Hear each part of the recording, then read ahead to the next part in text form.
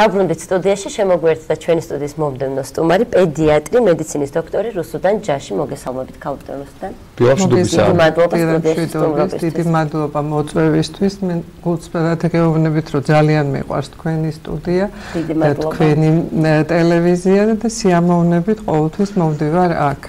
უღრმესი მადლობა ამ შეფასებისთვის და ამ დამოკიდებულებისთვის. სიამოვნებით გისმენთ ხოლმე ყოველთვის. ძალიან დიდი მადლობა. ქალბატონ რუსუდან, ჩვენ დღეს უნდა ვისაუბროთ სწორ კვებაზე. აი მაგრამ ისისთვის რომ ავიღოთ ახლა მძიმე მარხვა და მარხვაში უფრო რაღაც გარკვეული პროდუქტები აკრძალულია, გარკვეული პროდუქტები დაშვებულია, როგორ უნდა მოვახერხოთ სწორი კვება? ისე რომ არც გადამტვირთოთ ორგანიზმი არა და არც ჩამოვრჩეთ იმას, რაც აუცილებელია რომ მივიღოთ. დიდი სიამოვნებით გესაუბრებით ამ საკითხზე, იმიტომ რომ ეს იმდენად მნიშვნელოვანია.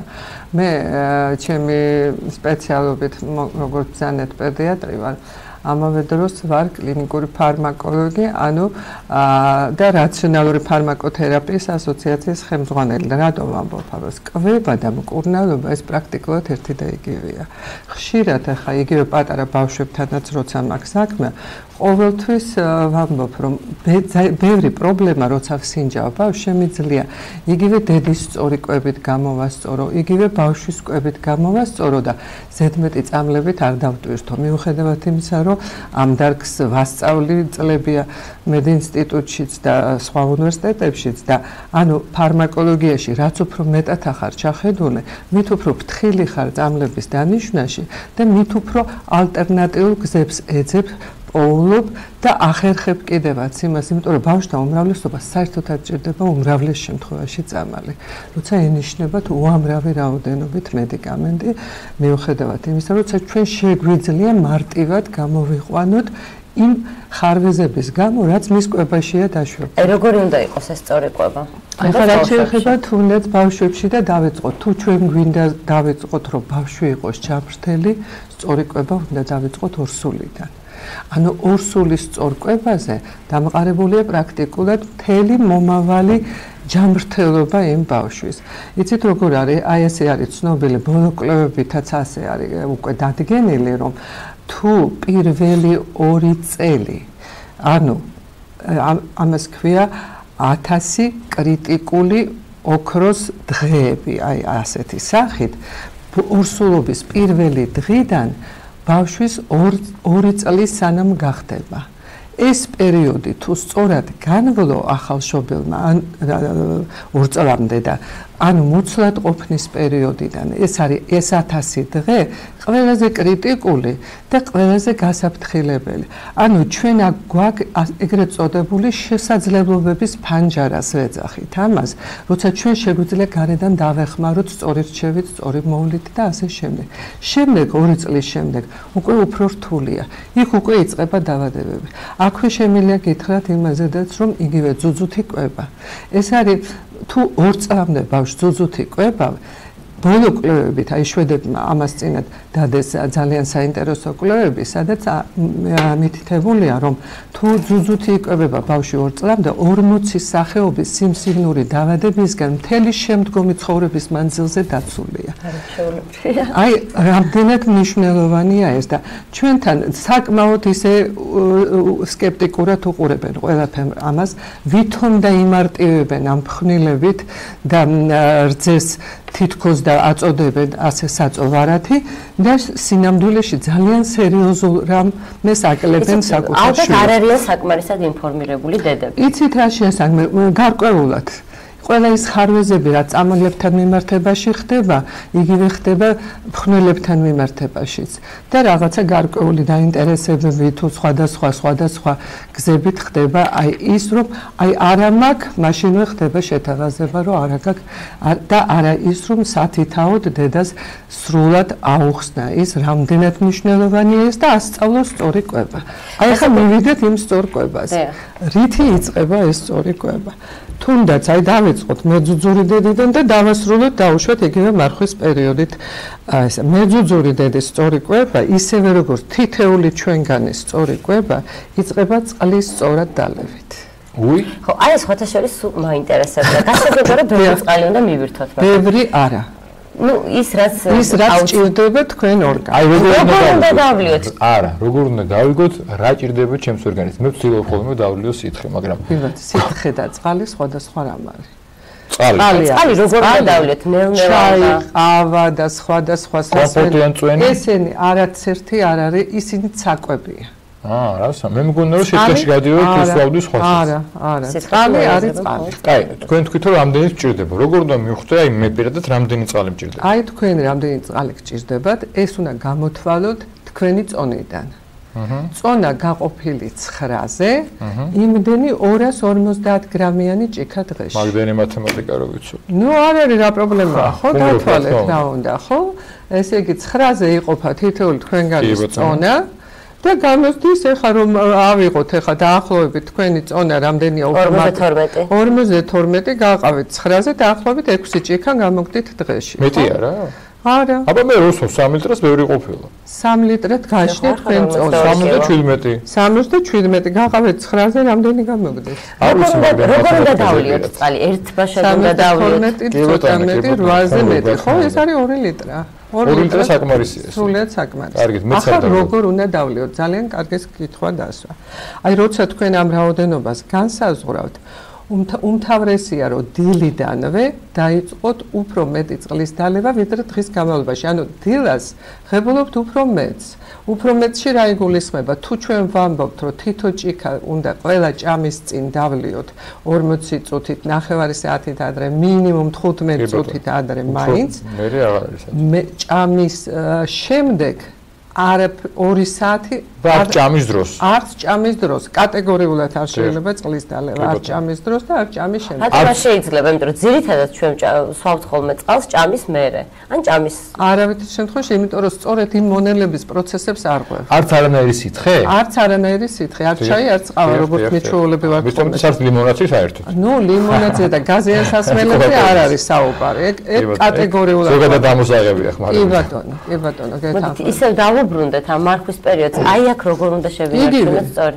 იგივე. ეხლა მე რასაც ვამბობ, ეს არის სწორი კვება. სწორი კვება, გინდა ორსული იყოს, გინდა ბავშვი იყოს, გინდა ჩვეულებრივი ნებისმიერი ჩვენგანი და გინდა მარხვის დროს, სწორი კვება არის სწორი კვება. ხო? აქედან გამომდინარე, თუ ჩვენ სწორად ვიკვებებით, ვართ ჯანმრთელები. ბუნებრივია. ერთადერთი განსხვავება ის არის, რომ მარხვის დროს ჩვენ ცხოველურ პროდუქტებს ვიკავებთ თავს, ხო? დანარჩენი პრაქტიკულად იგივეა. ანუ აქაც წყლის დალევა პირველ რიგში, აქედან ესე იგი უნდა იყოს, აი გავაგრძელებ იმ თემას, რომ დილით უნდა დალიოთ 2.5 ჭიქა დილით. უზმოზე და ეს უნდა იყოს დამდგარი წყალი. ანუ თქვენ მინის ბოთლებში უნდა ჩაასხათ წყალი ღამით და დილიდან ის აორთქლდება იქედან ქლორი და ყველაფერი რაც ზედმეტია და ასე შემდეგ. ოღონდ თავდახურულია, მაგრამ მაინც გამოვა ის. და რა სწორად მიცხოვრია, ესე ვაკეთებ ზუსტად. აი დილიდან დაიწყებთ ასე დალევას. 2.5 ჭიქას დალევთ უზმოზე, ოღონდ კლუბობით ნელ-ნელა არ არის სავალდებულო რომ ერთბაშა. არც თუ ეხლა იწყებს ვინმე პირველივე დღეს 2.5 ჭიქა შეიძლება გაუჭირდეს და ცოტ-ცოტა ნელ-ნელა შეიძლება ეს ყველაფერი გაკეთდეს, მაგრამ თავარია მივეჩვიოთ ამას. რისგან დაგვიცავს? აი მივეჩვიოთ. პირველ რიგში თქვენ რისგან დილით რო დგებით სვამთ ყავას და ფიქრობთ რომ ეს გაფხიზლებთ. აი ეს გაფხიზლებთ უკეთესად. გარდა ამისა, იწმინდება ორგანიზმი ყველა იმ შლაკებისგან, რაც გროვდება ღამის განმავლობაში და განახლებული ხდება იმას, რასაც შემდგომ ღებულობთ თქვენ და ხდება ნორმალური მონელება, ხდება აბსოლუტურად უჯრედები იწმინდება და ემზადება ახალი ცხოვრებისთვის. არსებობს დაავადებები, რომლის დროსაც მაგალითად წყლის დალევა ესეთი ჭარბი ოდენობით აკრძალულია. ის რაც მე თქვენ რაც გითხარით, ეს არ არის ჭარბი. ჭარბი არის ის, როდესაც აი სწორედ თქვენ ჭამის დროს და ასე შემდეგ უფრო მეც ჭამთ, იმიტომ რომ ის რასაც თქვენ მიესწრებთ, არის ცოტა მარილიანი, როგორც წესი საქართველოში ესე უყვართ, მარილიანს რომ მიაყოლებთ წყალს, აი სწორედ მაშინ იწევს წნევა.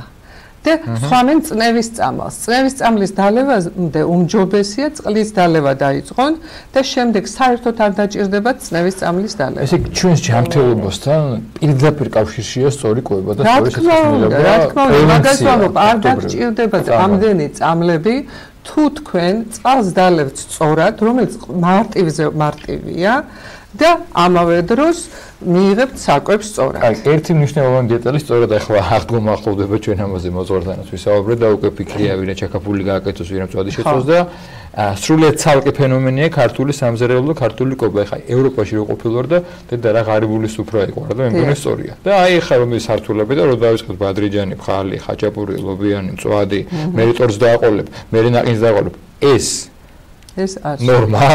ღვინით დაამთავრებ. არაფერ შემთხვევაში. რაც შეეხება ღვინოს, აი სუფრასთან ღვინის დალევა შეიძლება. საკვებთან. აი საკვებთან ერთად, ხო?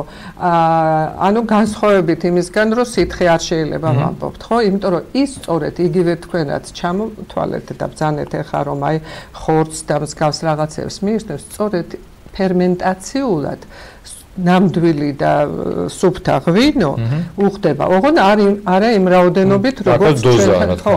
აქაც გარკვეულად არის პატარა ფიალებით, როგორც მიღებული იყო თიხის ფიალებით სმა. და ერთი საკითხი, ხო, ბავშვთა კვებაზე რომ დაუბრუნდეთ, ისევ აი, როდესაც ვაძლებთ ხოლმე ბავშვს, რომ აი უნდა ჭამო აუცილებლად მთლიანი ულუფა, აუცილებლად უნდა მიიღო ეს. სწორია, თუ არ უნდა ბავშვს მაინც ვაძლებთ. აქაც ბავშვთა კვებასთანაც დაკავშირებით, ჯერ ერთი მინდა ხაზი გაუსვა იმას, რომ თუ თქვენ ოჯახში გაქვთ სწორი კვების პრინციპი, ის ბავშვიც სწორად იკვებება, ხედავს იმას, რასაც თქვენ მიირთმევთ და არასოდეს არ მოგთხოვთ არც იმ ჩიფსებს და იმ რაღაც მარილიან რაღაც და უამრავ საშინელებებს, რაც იყიდება. დაცვა ძალიან რთულია. რთულია იმ შემთხვევაში, თუ თქვენ თვითონ არ იკვებებით სწორად, თუ თქვენ თვითონ არ აჩვენებთ. ეხლა მე ხშირად, როდესაც მოყავთ ჩემთან პაციენტი, ყოველთვის ვეუბნები მშობლებთან ერთად მოვიდეს. დედ-მამასთან ერთად. და ხშირად ყოფილა ესეთი შემთხვევა, რომ მამა, რომელიც დასწრებია დიალოგს და იგივე დედა, რომელიც მეუნება დაუშვათ 5-6 წლის ბავშვზე, რომ იცით რა, აი ამას არ გააკეთებს, წყალს არ დალევს, დაუშვათ აი ამ შემწვარზე ვარს არ იტყვის რაღაცა. და შემდეგ რომ მოსულან და რომ ვეუბნები, რომ არ შეიძლება თქვენ ძეხვეული მიირთვათ, შემწვარი მიირთვათ და ასე შემდეგ და ეს ბავშვი დაანახოთ და ბავშვმა არ უნდა იგრძნოს, რომ ის ავათარი და რაღაც განსხვავებულს აჭმევენ. უნდა იცოდეს, რომ ეს არის ის სწორი, რასაც ყველა ჭამს. ყველა მის თუ თქვენ დაილაგეთ ისეთი რაღაცები, რაც მას უყვარს იმის მერე, რა თქმა უნდა, რაც გასინჯავს. ხშირად მეუბნები უყვარს. უყვარს იმიტომ, რომ გაასინჯე და აჭამე, თორე რა იცის იმან, რა არის. უნდა იყოთ მაგალითები. თქვენ უნდა იყოთ მაგალითები ყოველ მხრივ, არა მარტო კვების მხრივ. ზოგადად, იგივე ხმამაღალი ლაპარაკი ოჯახში იმ ბავშვს ასწავლის, იმ ხმაზე მე ჩხუბობსო და ყვირისო და რაღაცას აბრალებ ბავშვს. მაგალითად სარკე ვარ ჩვენ. თქვენ ხართ სარკე იმისი, როგორ უნდა მოიქცეს თვითონ და რატომღაც მე უბრაზდებით ბავშვს და ბავშვს არ უნდა გაუბრაზდეთ არასდროს. პრაქტიკულად თქვენ თავში ეძიეთ ის პრობლემები, რასაც თქვენ ხედავთ თქვენ შვილებში. ეხლა ქავდაროსთან კიდევ ერთ საკითხს მინდა შევეხოთ, რაც უკავშირდება ბავშვთა ხილის და ბოსტნეულის მიღებას, იმიტომ რომ ვიცით რომ ძალიან სასარგებლო საჭირო, მაგრამ აქაც დოზები იგივე ვიცი რომ დავუშვოთ ხილსაც რაღაც თავის პერიოდზე კვების დროს, ხო? აუცილებლად. ეხლა რაც შეეხება ხილბოსტნეულს, ხილბოსტნეული უნდა იყოს ჩვენი კვების რაციონის 3/4. ანუ ყველაზე მეტი. და ულუფებად რა თქმა უნდა ეს უნდა, მაგრამ რაც შეეხება ხილს, ის აუცილებლად უნდა იყოს კვებებს შორის. როგორც აი წახემსების ვარიანტი. ჩამოშლება ერთგვარი. ხო, აი კვებებს შორის, როდესაც მეტი დრო არის ან რაღაცა, ოღონდ უსათუოდ წყალი უნდა იყოს ჭამამდე და ეს გამოუმუშავებთ ბავშვსაც თუ კარგი იქნება და მანამდე უნდა იყოს ესა. თუ პატარაა ბავშვი, სწორედ კვებებს შორის ვაძლევთ ხაჭოსთან ერთად აი ამ ხილს. ну, საერთოდ მე უმჯობესია და ყოველთვის ამას ვამბობ, რომ ხილი უსათუოდ უნდა მიეცეს ჩვენი ქვეყნის ჩვენს ბზეზე დამწიფებული. და არა ის ხილი, რაც ხო, რაც იყიდება და გონეთ. იცით, სამწუხაროდ მშობლების უმრავლესობა ძალიან ბევრ ფულს სიამოვნებით იხდის იგივე წამლებში, იგივე სხვა რაღაცებში, ოღონდ აი ეს ერთულებად, რომ სწორად იკვებონ, სწორი მაგალითი მისცენ და რაღაცა, აი ეს რთულია. რატომღაც ჩემი მსგავსი ექიმები მანდამაინც არ მოწონთ, იმიტომ რომ აი ეს ბევრი მომწონს, თავიღალი ამდენი წამლების მიღება. ბევრ დავალებებს ვაძლევ იმას, რომ რაღაცა მისი ჩვეული წესები შეცვალოს და ქავდაროსთან ბოსტნეულზე უნდა კითხოთ, მაპატეკა ხა.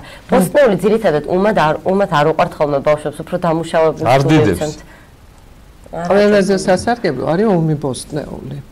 კვებაზე სასარგებლო. ეხლა გადავიდეთ რახან ბოსტნეულთან მივედით, გადავიდეთ მარხვაზე საუბარზე, ხო? თავისუფლად შეგვიძლია ჩვენ მარხვის დროს მივიღოთ ყველაფერი ის, რაც სასარგებლო ორგანიზმისთვის და გაიწმინდოს ამავე დროს ორგანიზმი. ჩვენ რას ვიღებთ? ვიღებთ ცხოველურ ცილებს, ხო? სამაგეროდ ბოსტნეულში ჩვენ გვაქვს ისეთი ცილები, რომელიც აბსოლუტურად იგივეს აკეთებს, რასაც ჩვეულებრივი ხორცი, ხო? ეს არის ლობიო. და საერთოდ ამ ტიპის მარცვლეული. ესენი არაჩვეულებრივად სასარგებლოა იმ თვალსაზრისით, რომ შეიცავს ყველა იმ ინგრედიენტებს, რაც ორგანიზმს სჭირდება და რასაც ხორცისგან ღებულობს. პლუს ამასთან, აი დაუშვათ იგივე ოსპი, ძალიან სასარგებლოა. ოსპის ფაფის სახით მიღება მოზრდილებისათვისაც კი, ეს არაჩვეულებრივია და ცილებს შეიცავს დიდი რაოდენობით. აი ორსულისთვის ეს არის პირდაპირ მისწრება, იმიტომ რომ პროგესტერონს შეიცავს. და არაჩვეულებრივია. ამიტომ მე მაგალითად კატეგორიული წინამდეგი ვარ ორსულებთან ზედმეტი წამლების, ვიტამინების და ასე შემდეგ, იმიტომ რომ ყველაფერი ეს არის ქიმია. არაფერი ქიმიური უნდა მოვარიდოთ ყოველთვის ორსულსაც და ბავშვსაც. და იგივე ფოლის მჟავაზე, რომელზეც დღეს უამრავი იწერება, რამდენად სასარგებლოა თუ არასასარგებლოა და 1000 კვლევები დაიდო ამასთან დაკავშირებით, რომელიც ყველა ორსულს ეძლევა რატომღაც. ყველა მწვანილში, ყველა მწვანე ფერში არის ის სავსეა საქართველოს მწვანილეულით მთელი ზამთარი, ხო? და ზაფხულში ხომ მით უმეტეს. ყველაფერს დოზირებულად, ბალანსირებულად თუ მიიღებთ, ანუ სწორად თუ იკვებება ორსული, ის ბავშვი ჯანმრთელი იქნება, იგივე მარხვის დროსაც ყველა ჩვენგანი ჯანმრთელი იქნება. იმიტომ რომ აი ეს არის ბალანსირებული სწორი კვება, რაც თქვენ ბრძანეთ, მაგალითად იგივე მწვანე ისინი ფხალეულს რო ვხმარობთ, ხო? აი მოხარშვაც კი არ შეიძლება იმისი, უმის სახით იმდა. მაშინ უნდა მოთუშოთ თქვენ იგივე ისპანახი. თუ მოხარშეთ და ის წყალი გადაღვარეთ, იქ აღარაფერი აღარ რჩება სასარგებლო მასში და ეს არის ყველაზე სასარგებლო. თქვენ საზღვარგარეთ ყოფნა ახლა ყველგან თქვენ ნახავთ, რომ სწორედ ისპანახი დევს უმის სახით და ყველა ასე ცოცხლად მიირთმევს. ძალიან გემრიელია სხვათა შორის გასინჯეთ და ნახავთ რომ უგემრიელესია. რაც შეეხება მარხვის შემდგომ პერიოდს, უმჯობესია ისევ ფრთხილად. კვერცხი დაუშვათ ძალიან სასარგებლოა და საჭიროა და უმჯობესია რომ რა თქმა უნდა კვერცხით დავიწყოთ და ასეც უნდა იყოს აღდგომის კვერცხი ძალიან სასარგებლოა. შემდეგ ხაჭო და აი ასე ნელ-ნელა გადავიდეთ. აუცილებელი კვირას დილიდან 1 ლიტრი ჩაკაფული ნამდვილად. ნუ შეიძლება რა თქმა უნდა ის ჩაკაფულიც მიირთვა, იმიტომ რომ იმაში უფრო მეტია მწვანილი და ასე შემდეგ, მაგრამ ყოველ შემთხვევაში ნელ-ნელა რაც უფრო ბალანსირებულად მიირთმევთ ყველაფერ ამას, მით უფრო სასარგებლო იქნება და ყველანი ჯანმრთელები ვიქნებით და დაგჭირდებათ ნაკლები წამლები. ამიტომ მე ყოველთვის გისურვებთ ამას, რომ არ დაგჭირდეთ ზედმეტი წამლები, იკვებეთ სწორად, მიიღეთ წყალი სწორად და იქნებით ჯანმრთელები. დიდი მადლობა არაჩვეულებრივი რჩევებისთვის და სტუდიაში მობრძანებისთვის. ჩვენს მაყურებელს შევახსენებ, რომ ჩვენი სტუმარი იყო რუსუდან ჯაში, პედიატრი, მედიცინის დოქტორი.